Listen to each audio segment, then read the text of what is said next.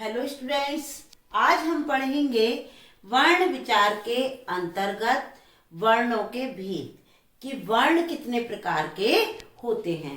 हम जानते हैं कि वर्ण दो प्रकार के होते हैं और वो कौन कौन से भेद हैं। वर्णों के भेद स्वर और व्यंजन। ठीक है बच्चों, स्वर और व्यंजन। अब स्वर कौन से होते हैं? स्वर जो कि स्वतंत्रता से बोले जाते हैं। स्वर कौन से होते हैं? जो कि हम स्वतंत्रता से बोले जाते हैं और जिनके बोलने में हवा हमारी मुख से स्वतंत्रता से बाहर निकल जाती है, वो हमारे स्वर कहलाते हैं। दूसरा हमारा व्यंजन। व्यंजन कौन से होते हैं? व्यंजन में हमेशा स्वरों की सहायता ली जाती है, यानी जो वर्ण स्वरों की सहायता से बोले जाते हैं उन्हें हम व्यंजन कहते हैं। अब स्वरों के भेद कितने? स्वर संख्या में तो 11 होते हैं, लेकिन स्वरों के भेद कितने होते हैं? स्वरों के भेद होते हैं 3। ह्रस्व, दीर्घ और प्लुत। ठीक है, ह्रस्व, दीर्घ और प्लुत। संख्या में स्वर 11 होती है, स्वरों की संख्या, और भेद होते हैं 3। ह्रस्व, दीर्घ और प्लुत। ह्रस्व स्वर क्या होते हैं? ह्रस्व स्वर वो होते हैं जिनको बोलने में केवल एक मात्रा का समय लगता है, जैसे ए, ई, उ और री। ये संख्या में 4 होते हैं। दीर्घ स्वर कौन से होते हैं? दीर्घ स्वर हमारे वो स्वर होते हैं जिनको बोलने में हमें 2 मात्रा का समय लगता है या ह्रस्व की अपेक्षा दुगना समय लगता है, तो वो हमारे दीर्घ स्वर होते हैं। और ये संख्या में हमारे 7 होते हैं। कौन कौन से होते हैं? आ, ई, उ, ए, ऐ, ओ, औ। ठीक है बेटा, ह्रस्व स्वर हो गए हमारे 4, इन्हें मूल स्वर भी कहते हैं। दीर्घ स्वर हो गए हमारे 7, तो 4 और 7 11 हो गए हमारे। तीसरा आता है प्लुत स्वर। प्लुत स्वर में क्या होता है? जब किसी स्वर को बोलने में ह्रस्व स्वर से 3 गुना समय लगता है या 3 मात्रा का समय लगता है, तो वो हमारे प्लुत स्वर कहलाते हैं। जैसे अगर हम ओम का उच्चारण करते हैं, ओम, तो ठीक है, इसका चिन्ह होता है अंग्रेजी के एस की तरह। तो ये हमारा जो ओम जो लंबा खिंच रहा है, ये हमारा होता है प्लुत स्वर। ठीक है बच्चों, अब आती है व्यंजन की बारी। तो व्यंजन क्या होते हैं? व्यंजन हमेशा स्वरों की सहायता से बोले जाते हैं और व्यंजन भी कितने प्रकार के होते हैं? व्यंजन का पहला भेद है स्पर्श व्यंजन, दूसरा भेद है अंतस्थ व्यंजन और तीसरा भेद है ऊष्म व्यंजन। ठीक है बच्चों, ऊष्म व्यंजन। ओके, तो अब हमारा ये क्लियर हो गया होगा। वर्णों के 2 भेद होते हैं, स्वर और व्यंजन। स्वर के 3 भेद होते हैं, ह्रस्व, दीर्घ और प्लुत। व्यंजन के भी 3 भेद होते हैं, स्पर्श, अंतस्थ और ऊष्म। ठीक, अब आप इसको राइट डाउन करेंगे। तो वर्णों के भेद हमारे थे स्वर, व्यंजन। स्वर कौन से थे? जिन वर्णों का उच्चारण अन्य ध्वनियों की सहायता के बिना किया जाता है, अर्थात स्वतंत्रता से किया जाता है, वे स्वर कहलाते हैं। इनकी संख्या कितनी थी? इनकी संख्या 11 है। और वो कौन कौन सी है? संख्या में कौन कौन से स्वर आएंगे? अ, आ, ई, उ, री, ए, ऐ, ओ, औ। ठीक है, ये 11 हो गए। स्वरों के भेद ह्रस्व, दीर्घ और प्लुत। ये हमारे स्वरों के 3 भेद होते हैं। और ह्रस्व स्वर में कौन कौन से स्वर आते हैं? अ, ई, उ, री। इन्हें हम मूल स्वर भी कहते हैं। दीर्घ स्वर संख्या में 7 होते हैं और दीर्घ स्वर में कौन कौन से होते हैं? आ, ई, उ, ए, ऐ, ओ, औ।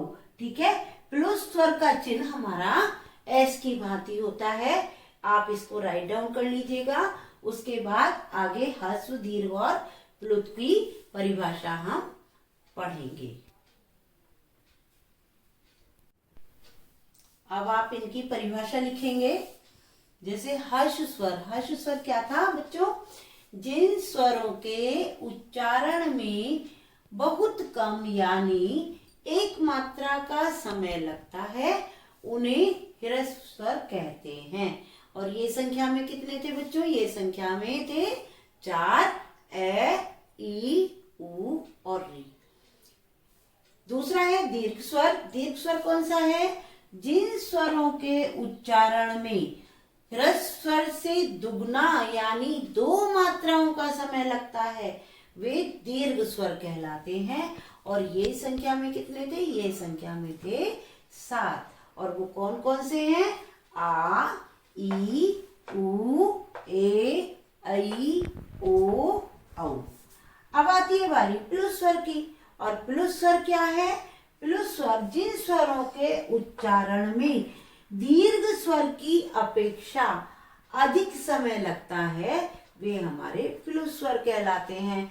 जैसे हम बोलते हैं ओम, राम, तो ये हमारा इस तरह का चिन्ह होता है। तो देखिए अगर हमने राम लिखा है तो हमने इस तरीके से लिखा है। अब आप इसे राइट डाउन कर लीजिएगा। अब हम समझेंगे स्वरों की मात्राएं। जैसा कि हम जानते हैं अगर हम स्वरों का प्रयोग व्यंजन के साथ में करते हैं तो उनमें रूप परिवर्तन हो जाता है, उनमें किसी एक चिन्ह का प्रयोग किया जाता है। जिन चिन्हों का प्रयोग किया जाता है उन्हें ही हम मात्रा कहते हैं। तो पहले हम स्वर देखते हैं कि स्वर कौन कौन से हैं। स्वर आपको पता है कि आपका ए स्वर था, आ था, ई था और बड़ी ई था, छोटा ऊ, री, ए, आई, ओ, औ। ठीक है। और अंग और अण ये स्वर नहीं है लेकिन ये हमारे हैं अयोगवह। क्या है ये है अयोगवह। ठीक है। तो इनकी हम मात्राएं किस तरह से लगाएंगे? ए की हमारी कोई मात्रा नहीं होती। आ की मात्रा, अब हम कोई सा भी एक शब्द ले लेते हैं। मान लीजिए अगर हमने क लिया तो क के साथ अगर हम आ की मात्रा लगाएंगे तो हमारी इस तरह से होगी, यानी क प्लस आ, तो हमारी हो गई का। ठीक है। इसी प्रकार से अगर हम ई की मात्रा लगाएंगे तो हमारी ई की मात्रा होती है इस तरह की। ठीक। अब हम अगर क के साथ लगाएंगे ई की मात्रा तो हमारी कैसी लगेगी? क और ई। तो कैसे बनाई? क प्लस ई। अगर बड़ी ई की मात्रा अगर हमें लगानी है क के साथ ही तो हम कैसे लगाएंगे? इसको हम लगाएंगे आगे की तरफ। तो और हमारा स्वरूप क्या हो जाएगा? क का हमारा स्वरूप हो जाएगा की। ठीक है। तो हम इसको कैसे लिखेंगे? क प्लस ई। ठीक है। ऐसे ही हम ऊ की मात्रा देखते हैं। अगर हम क के साथ ऊ की मात्रा का प्रयोग करते हैं तो हमारा कैसे बन जाएगा? हमारा बन जाएगा इस तरह का, यानी क प्लस ऊ। अब हम देखते हैं बड़े ऊ की मात्रा हम कैसे लगाते हैं। बड़े ऊ की मात्रा हम इस तरह से लगाते हैं और क के साथ हमारा स्वरूप हो जाता है कु। इस प्रकार से क प्लस ऊ। ऐसे ही अगर हम री की मात्रा लगाते हैं तो री की हमारी इस तरह से मात्रा होती है। तो हम क में लगाएंगे तो इस तरह से हमारी मात्रा हो जाएगी क प्लस री। तो ये हमारी बोली जाएगी क्री। अगर हम ए की मात्रा लगाएं तो ए की मात्रा हमारी इस तरह से लिखी जाएगी। तो क प्लस ए, तो क ए। ठीक है। अब हमारी आई की मात्रा जो होगी वो हमारी आई की मात्रा इस तरह से होगी। तो क आई हमारा रूप हो जाएगा इस तरीके से। और हम लिखेंगे कैसे इसको? क प्लस आई। ठीक है। यानी हमारी इनकी मात्राएं लगी तो हमारा स्वरूप हो गया ये। ठीक है। का, की, कू, क्री, के, कई। इसी प्रकार से हमारी ओ की मात्रा लगेगी। तो ओ की मात्रा हमारी कैसे लगेगी? ओ की मात्रा लगेगी हमारी इस प्रकार से। तो हम क के साथ ही लगा के दिखाते हैं इसको, को। ठीक है, अब हम क प्लस ओ, इसमें हमारा क्या था? को में क प्लस ओ। अब अगर औ की मात्रा देखते हैं तो औ की मात्रा हमारी इस तरह से लगेगी और हम के साथ ही लगाकर दिखाते हैं, कौ। तो क प्लस औ। ठीक है, हमारी ये मात्राएं हो गई। अब हम अगर अंग लगाते हैं, अंग से अंगूर जो होता है वो हमारा अयोगवाह में आता है और ये भी हमारा अयोगवाह में आता है। तो हम इसकी मात्रा कैसे लगाते हैं? मात्रा नहीं है ये हमारा अनुस्वार है। तो हम इसको ऐसे लिखेंगे, क प्लस अंग। ठीक है, अब अयोगवाह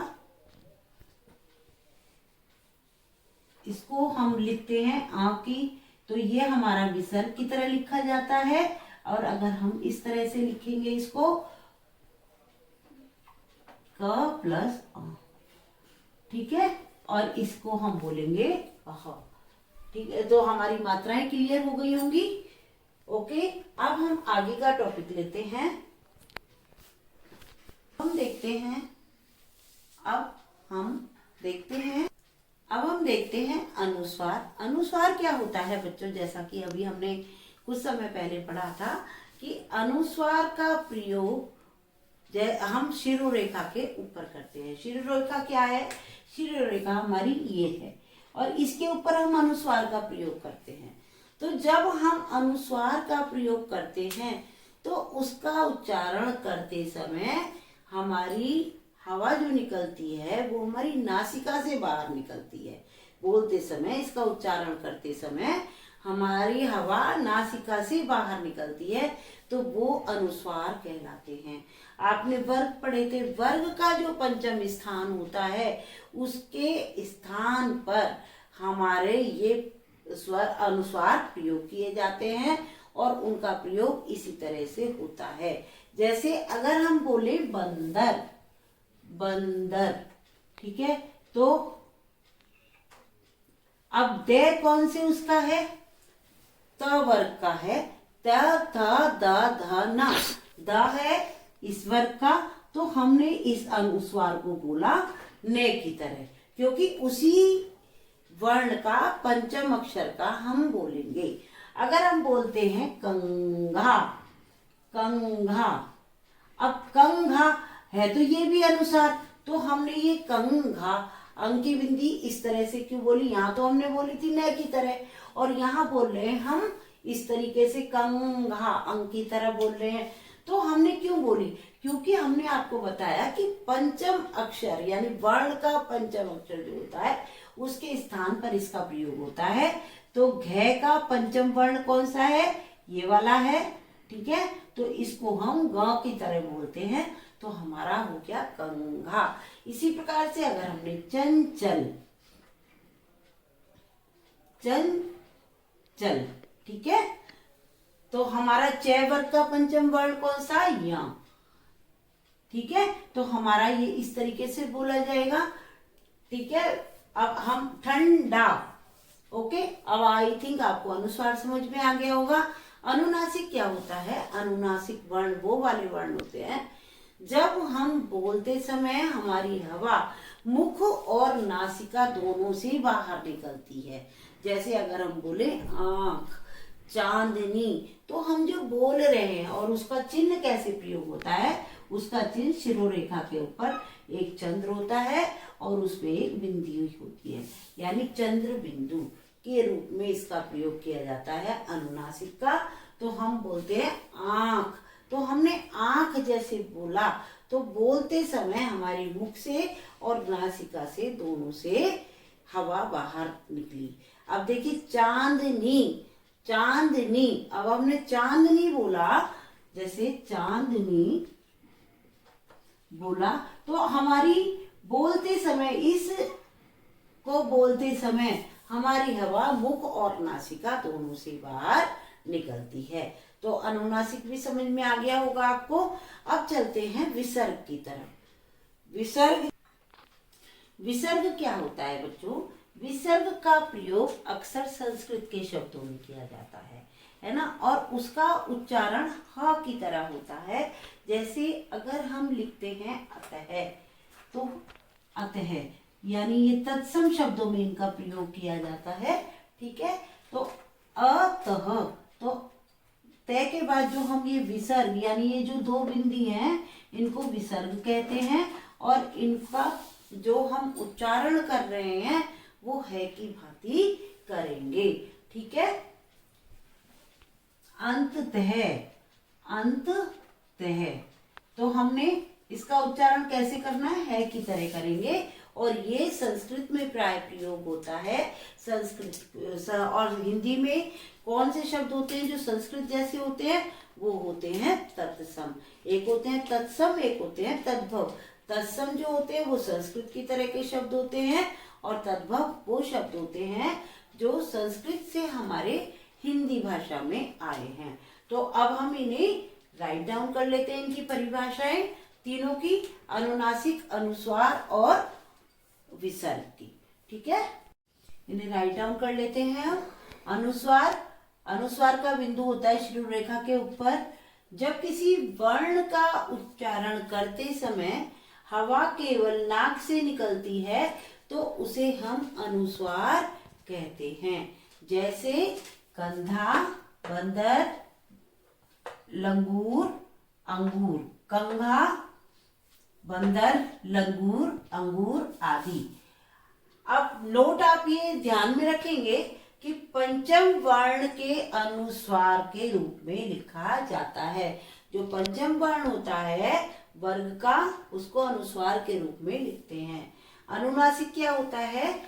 अनुनासिक का चिन्ह होता है चंद्र बिंदु की तरह। जब किसी वर्ण का उच्चारण करते समय हवा नाक और मुख दोनों से बाहर निकलती है तो उसे अनुनासिक कहा जाता है।